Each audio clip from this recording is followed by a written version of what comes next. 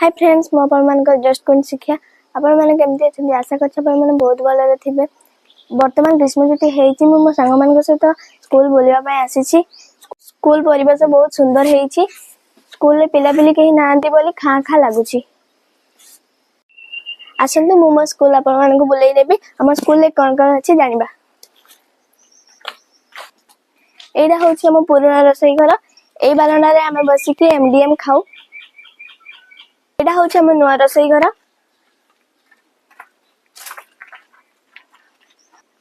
यहाँ हूँ आम प्रार्थना मंडप। आम गचरे केते सारा आंब होइछि। यहाँ हूँ आम एफएलएन क्लासरूम।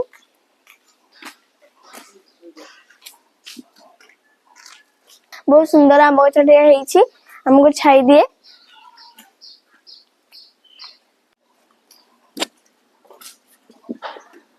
यहाँ हूँ आम ऑफिस रूम। पिला माने नहांती बोले हमर सफाई कार्य होई पारो नहीं।